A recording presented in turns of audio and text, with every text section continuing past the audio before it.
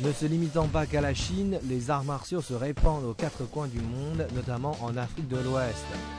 Zamble Serge, un des amateurs ivoiriens du kung-fu chinois, a remporté le dernier championnat d'Afrique de Wushu le 20 mars 2016.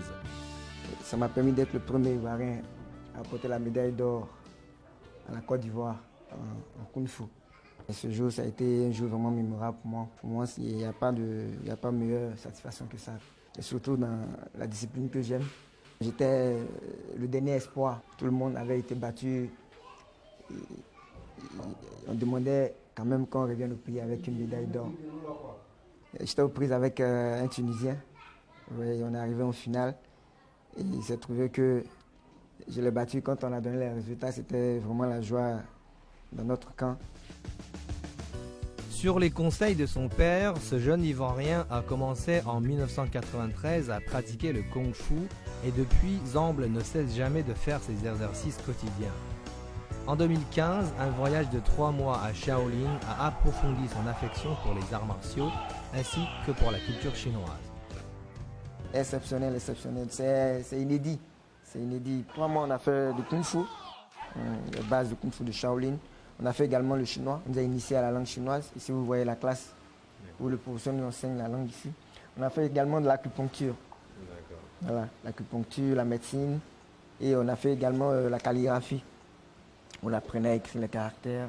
Donc ça a été vraiment une expérience complète, quoi, et totale.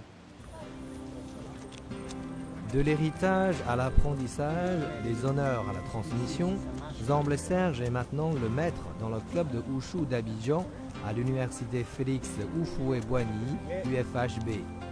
Il a ainsi proclamé sa propre ambition en utilisant des mots simples mais émouvants. Étant devenu champion d'Afrique, moi je rêve d'aller plus loin, aller au championnat du monde.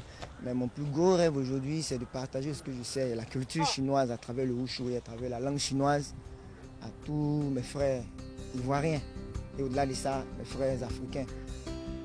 Depuis le 28 mai 2015, plus de 422 étudiants se sont inscrits à l'Institut Confucius à l'UFHB, le premier en Côte d'Ivoire, dont sa fédération partenariale, le club universitaire de Wushu accueille depuis 2 ans 250 étudiants. Et ce chiffre ne cesse d'augmenter. Le Kung Fu Wushu est très vivace en Côte d'Ivoire. Il est pratiqué par plus de 20 000 pratiquants. Dans toutes les régions de la Côte d'Ivoire, vous avez la pratique du Kung Fu Wushu.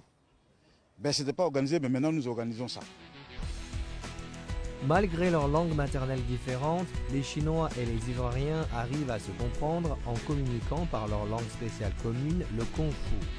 Depuis ces dernières années, nous témoignons d'échanges culturels fréquents par le biais de Kung Fu entre les deux pays. 嵩山那个少林寺每年会派团组来给当地的中小学生，一个是表演，一个是培训他们的兴趣。我们也希望呢这一方面的普及开来，所有的科德亚小朋友都喜欢上太极拳啊，喜欢上武术啊、功夫啊、中国功夫。他们不会说中国话，中国功夫这2个字小朋友们都知道。 À l'égard de la stratégie chinoise d'une ceinture et une route, l'exportation de la culture se joint au développement économique.